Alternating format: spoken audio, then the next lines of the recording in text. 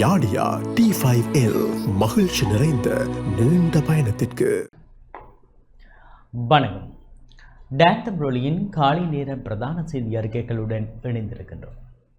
செய்திகள் வாசிக்கும் நான் ரவீந்திரன் டெர்மல். முதலில் உள்நாட்டுச் செய்திகள். 2025ஆம் ஆண்டில் இலங்கையின் மொத்த உள்நாட்டு உற்பத்தி 5.0% வளர்ச்சியடைந்துள்ளது.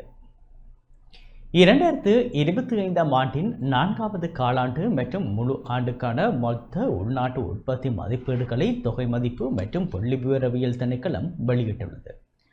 அந்த அறிக்கைகளின்படி 2024ஆம் ஆண்டில் நிலையான விலையில் 2015ஆம் ஆண்டு 1,25,08,954 மில்லியன் ரூபாவாக பதிவாகியிருந்த மொத்த உள்நாட்டு உற்பத்தி 2025ஆம் ஆண்டில் 1,38,28,577 மில்லியன் ரூபாய் வரை அதிகரித்துள்ளது.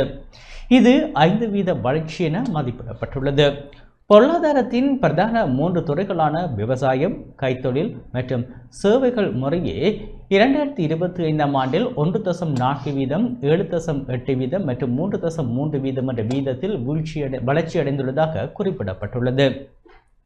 மேலும் 2025ஆம் ஆண்டின் 4வது காலாண்டில் மொத்த உள்நாட்டு உற்பத்தி வளர்ச்சி 4.8% என்று மதிப்பிடப்பட்டுள்ளதுடன் இது ஆண்டிறுதியில் பொருளாதார நடவடிக்கைகளின் நேரடி வளர்ச்சியை காட்டுவதாக தொகை மதிப்பு மற்றும் புள்ளிவிவரவியல் திணைக்களம் தெரிவித்துள்ளது.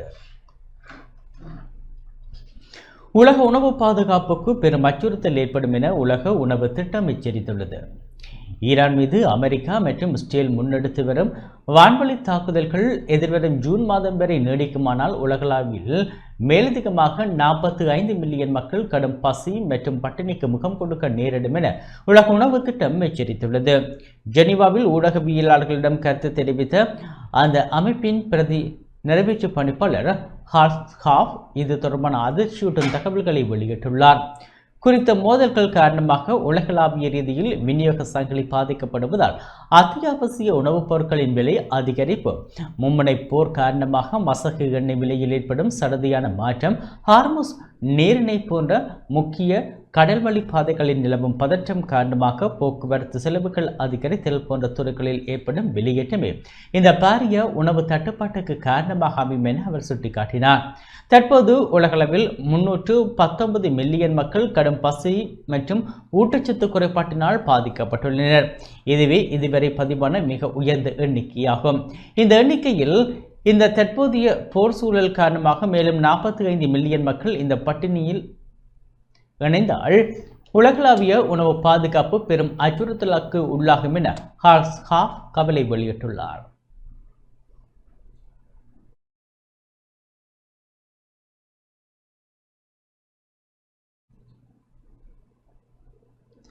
இலங்கையில் நடைமுறைப்படுத்தப்பட்டுள்ள எரிபொருள் அனுமதி பத்திர QR முறைமை தொடர்பான முக்கிய அறிவித்தல் வெளியிடப்பட்டுள்ளது.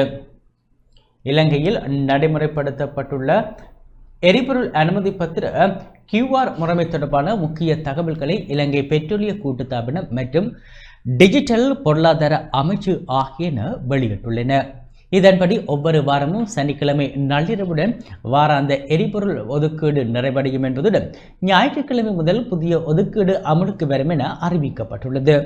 இந்த QR முறையூடாக நாட்டின் எரிபொருள் நுகர்வை 20% குறைக்க எதிர்பார்ப்பதாக தெரிவித்துள்ள பெட்ரோலிய கூட்டுத்தாபனத்தின் தலைவர் DJ ராஜகர்ணா தற்போது நாளொன்றுக்கு 4800 மெட்ரிக் டன் டீசலும் 4045 மெட்ரிக் டன் பெட்ரோலும் நுகரப்படுவதாக குறிப்பிட்டுள்ளார்.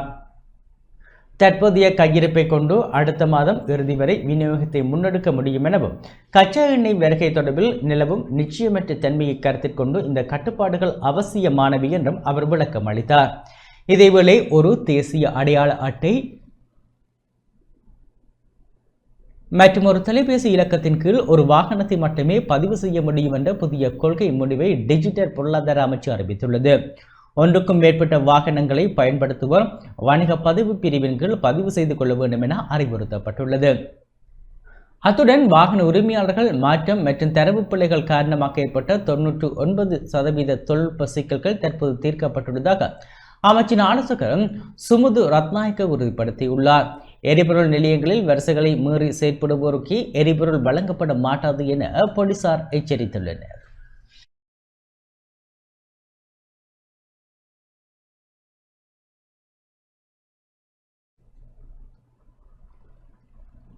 திருகோணமலை எண்ணெய் தாங்கிகள் அபிவிருத்தியை ஜேவிபியை முடக்கியது என முன்னாள் நாடாளுமன்ற உறுப்பினர் வஜிர அபிவர்த்தன தெரிவித்துள்ளார். திருகோணமலை எண்ணெய் தாங்கிகளை புனரமைத்து அபிவிருத்தி செய்வதற்கு ரணில் விக்ரமசிங்க 3 சந்தர்ப்பங்களில் எடுத்த முயற்சிகளை மக்கள் விடுதலை முன்னணி சீர்குலைத்ததாக ஐக்கிய தேசிய கட்சியின் முன்னாள் நாடாளுமன்ற உறுப்பினர் வஜிர அபிவர்த்தன தெரிவித்துள்ளார். தற்போது நாட்டில் நிலவும் எரிபொருள் நெருக்கடி குறித்து ஊடகங்களுக்கு கருத்து தெரிவிக்கையிலேயே அவர் இவ்வாறு குறிப்பிட்டார். 2022 தொடக்கம் 2024 காலப்பகுதியில் ரணில் விக்ரமசிங்க இந்த தாங்கிகளை புனரமைக்க நடவடிக்கை எடுத்தபோது ஜேவிபி நாடு முழுவதும் போலி அச்சத்தை ஏற்படுத்தி அந்த பணிகளை முடக்கியது. 2015 தொடக்கம் 2020 கால பகுதியில் பிரதமராக இருந்த ரணில் விக்ரமசிங்க இந்திய அரசாங்கத்தின் ஒத்துழைப்புடன் இந்த தாங்கிகளை அபிவிருத்தி செய்ய முயன்றார். அப்போது ஜேவிபியின் அழுத்தங்களால் அந்த முயற்சி கைவிடப்பட்டது. 2022 தொடக்கம் 2024 காலப்பகுதியில் ஜனாதிபதியாக இருந்தபோது அவர் எடுத்த முயற்சியும் ஜேவிபியின் எதிர்ப்பு போராட்டங்களினால் தோல்வியடைந்தது.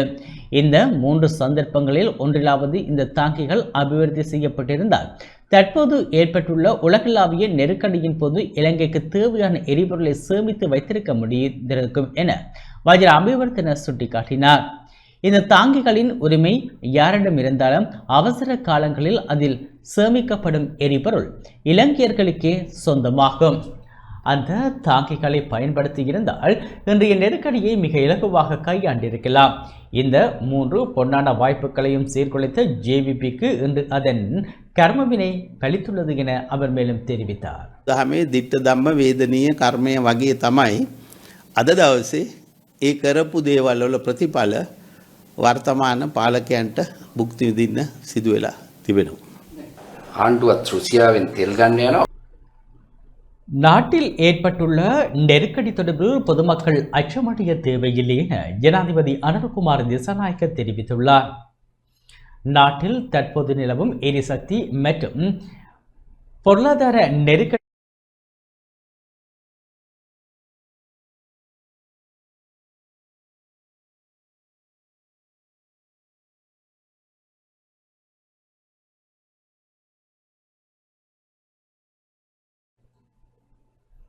நாட்டில் தற்போது நிலவும் எரிசக்தி மற்றும் பொருளாதார நெருக்கடி நிலைமையை நிவர்த்தி செய்ய துரித நடவடிக்கைகளை மேற்கொண்டு வருவதாக ஜனாதிபதி அனுரகுமார் திசாநாயக்க தெரிவித்துள்ளார்.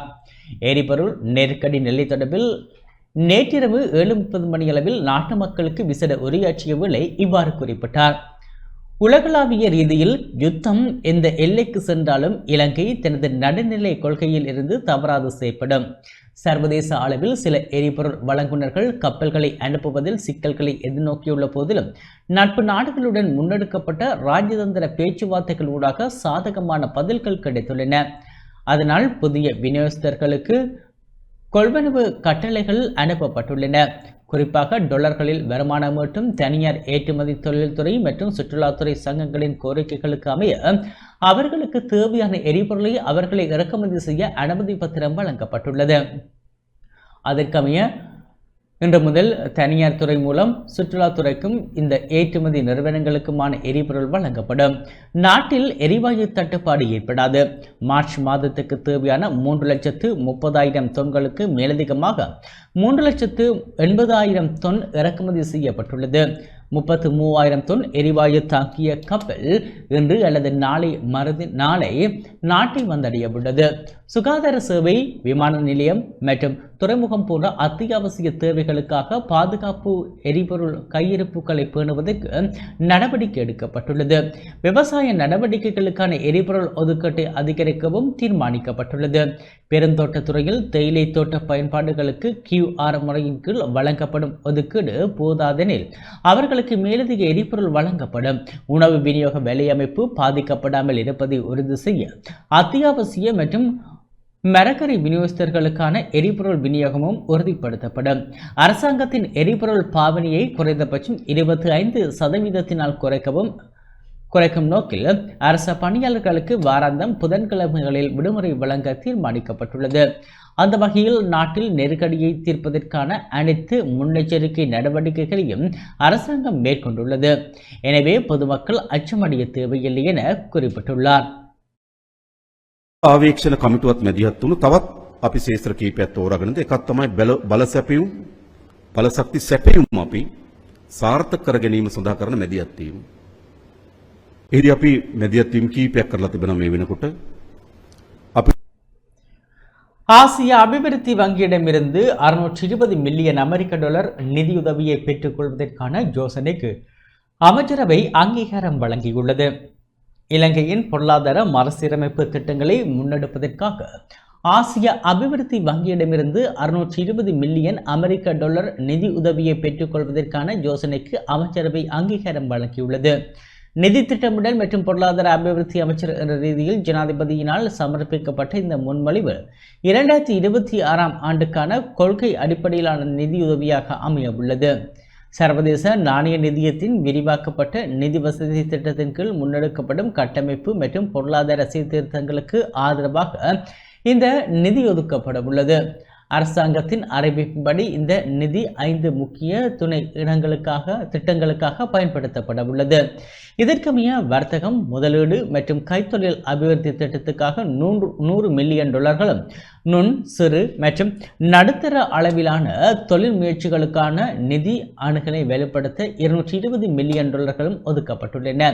மேலும் நீர்வளங்கள் மற்றும் துப்புரவு மறுசீரமைப்பு திட்டத்துக்கு 100 மில்லியன் டாலர்களும், உள்ளடக்கிய பொருளாதார மீட்சி மற்றும் உறுதித்தன்மையை கட்டியெழுப்பும் திட்டத்துக்கு 100 மில்லியன் டாலர்களும் வழங்கப்பட உள்ளன.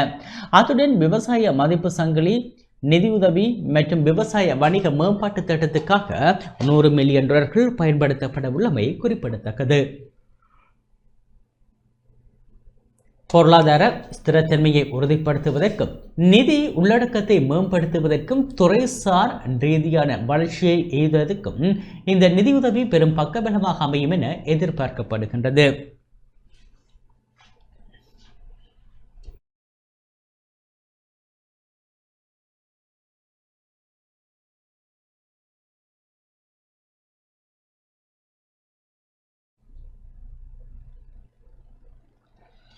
இரண்டாவது தேசிய நிதி உள்ளடக்கல் மூலோபாயத்தை தயாரிப்பதற்காக ஆய்வு ஒன்றை முன்னெடுக்க மத்திய வங்கி தீர்மானித்துள்ளது. இலங்கையின் 2வது தேசிய நிதி உள்ளடக்கல் மூலோபாயத்தை தயாரிப்பதற்காக நாடு தழுவிய ரீதியில் பாரிய அளவிலான ஆய்வு ஒன்றை முன்னெடுக்க இலங்கை மத்திய வங்கி தீர்மானித்துள்ளது. நாட்டில் உள்ள அனைத்து மாவட்டங்களையும் உள்ளடக்கும் வகையில் 480 கிராம உத்தியோகத்தர் பிரிவுகளில் இந்த ஆய்வு நடத்தப்பட உள்ளது. நிதி சேவைகள் குறித்த பொதுமக்களின் விழிப்புணர்வு, அவற்றை பயன்படுத்தும் முறைகள் மற்றும் நிதி சேவைகளை பெற்றுக்கொள்வதில் எதிர்நோக்கும் தடைகள் குறித்து இதன்போது விரிவான தகவல்கள் திரட்டப்பட உள்ளன. இலங்கையின் முன்னணி ஆய்வு நிறுவனமான காண்டர் லங்கா தனியார் நிறுவனத்தினால் இந்த தரவு சேகரிப்பு நடவடிக்கைகள் முன்னெடுக்கப்பட உள்ளன. இந்த ஆய்வினை வெற்றிகரமாக முன்னெடுப்பதற்கு தமது பகுதிகளுக்கு வருகை தரும் ஆய்வுக்குழுவினருக்கு தேவையான ஒத்துழைப்புகளை வழங்குமாறு இலங்கை மத்திய வங்கி பொதுமக்களிடம் கோரிக்கை விடுத்துள்ளது. வவுனியா முதலியார் குளத்தில் சமூக உற்பத்தி திறன் மாதிரி கிராம திட்டத்தின் ஆரம்ப நிகழ்வு இடம்பெற்றது. வளமான தேசத்திற்கு உற்பத்தி திறன் மிக்க கிராமம் கிளீன் ஸ்ரீலங்கா வேலை திட்டத்தின் கீழ் தேசிய உற்பத்தி திறன் செயலகத்தினால் முன்னெடுக்கப்படும் சமூக உற்பத்தி திறன் மாதிரி கிராம திட்டத்தின் கீழான நிகழ்வு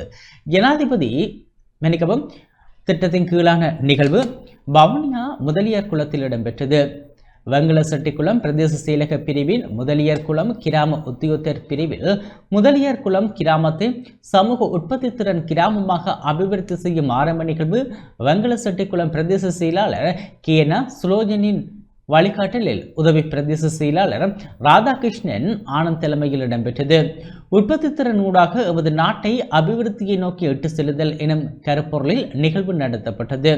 இந்த நிகழ்வில் உதவி திட்டமிடல் பணிப்பாளர் மான தவமலர், கிராம தலைமை உத்தியோகத்தர் ஈனா தேவகி, உற்பத்தி திறன் அபிவிருத்தி உத்தியோகத்தர் ஹானா டெலக்ஷன் பிரைசி மற்றும் கிராம அலுவலர், சமூக வலுவூட்டல் உத்தியோகத்தர், சமர்த்தி உத்தியோகத்தர், பிரதேச செயலக அலுவலர்கள், மாவட்ட அபிவிருத்தி குழு தலைவரின் இணைப்பாளர், தேசிய மக்கள் சக்தியின் பிரதேச சபை உறுப்பினர்கள் என பலர் கலந்து கொண்டனர்.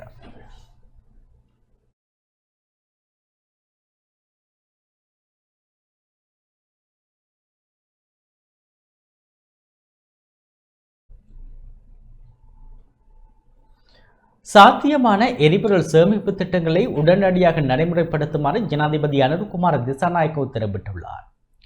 அனைத்து அமைச்சுக்களும் தரவுகளை அடிப்படையாக கொண்ட நடைமுறை சாத்தியமான எரிபொருள் சேமிப்பு திட்டங்களை உடனடியாக நடைமுறைப்படுத்துமாறு ஜனாதிபதி அனுர்குமார் திசாநாயக்க உத்தரவிட்டுள்ளார். அத்தியாவசிய பொருட்களின் விநியோகத்தை மேற்பார்வையிடும் குழுவுடன் நடைபெற்ற கலந்துரையாடலின் போதே ஜனாதிபதி இந்த அறிவுறுத்தல்களை வழங்கினார்.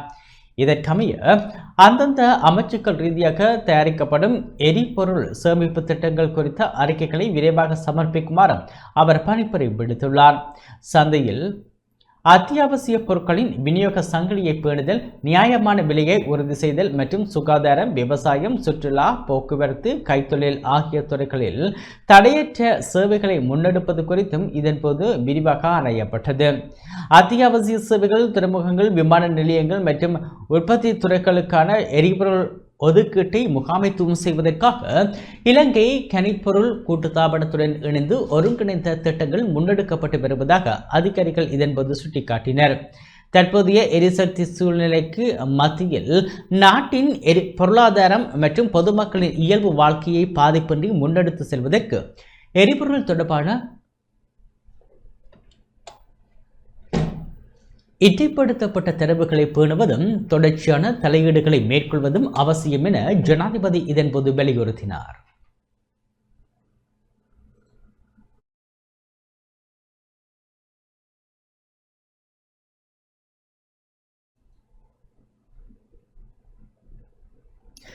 இஸ்ரேல் பிரதமர் பெஞ்சமின் நெதன்யாகு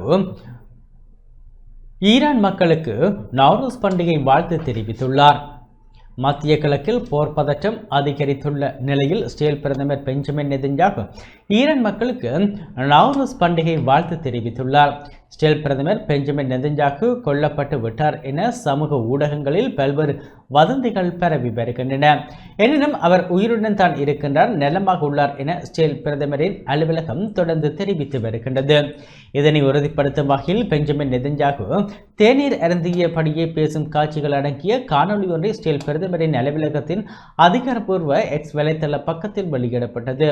அது செயற்கை நுண்ணறிவு பயன்படுத்தி தயார் செய்யப்பட்ட காணொலி என தகவல் பரவியதால் மரணம் குறித்த வதந்திகள் தொடர்ந்தன. இவ்வாறான நிலையில் இன்று காணொலி ஒன்றை வெளியிட்டுள்ள இஸ்ரேல் பிரதமர் பெஞ்சமின் நெதன்யாகு ஈரான் மக்களுக்கு நவ்ரூஸ் பண்டிகை வாழ்த்து தெரிவித்துள்ளார். நவ்ரூஸ் என்பது வசந்த காலத்தின் வருகையையும் புத்தாண்டு தொடக்கத்தையும் குறிக்கும் 3000 ஆண்டுகளுக்கு மேலான பழமையான பண்டிகையாகும். ஈரானின் துணிச்சலான மக்களே ஒவ்வொரு ஆண்டும் நான் வாழ்த்துவது போலவே ஒரு திருவிழாவுடன் தொடங்கும் இந்த திருவிழா காலம் உங்களுக்கு மகிழ்ச்சிகரமானதாக அமைய எனது வாழ்த்துக்களை தெரிவித்துக் கொள்கின்றேன். இருளை வென்று ஒளி வெற்றி பெறும், தீமையை வென்று நன்மை வெற்றி பெறும் ஈரான் மக்களின் தொன்மையான நம்பிக்கையே இது உணர்த்துகின்றது. ஈரான் மக்கள் அனைவருக்கும் நவ்ரூஸ் பண்டிகை வாழ்த்துக்கள் தெரிவித்துக் கொள்கின்றேன்.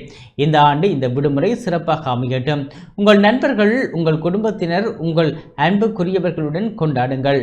உங்கள் அனைவருக்கும் புதிய தொடக்கமாக அமையட்டும் என இஸ்ரேல் பிரதமர் குறிப்பிட்டுள்ளார்.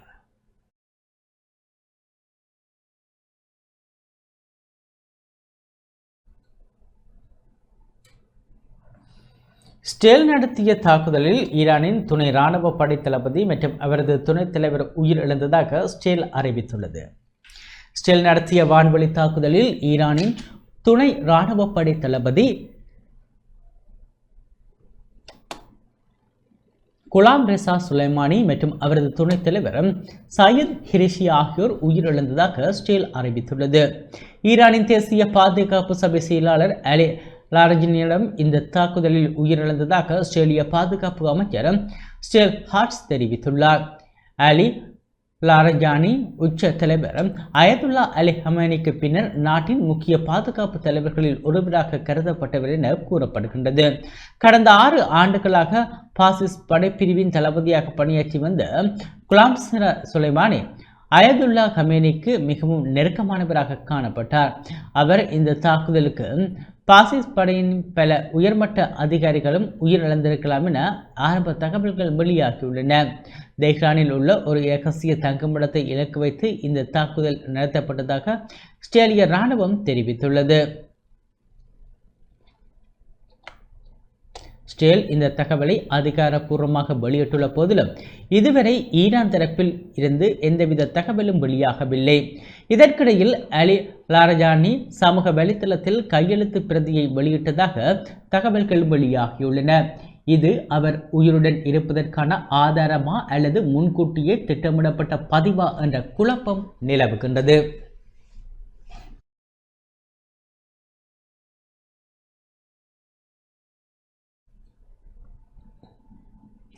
இத்துடன் நமது இந்த செய்தி அறிக்கை நிறைவு பெற்றது.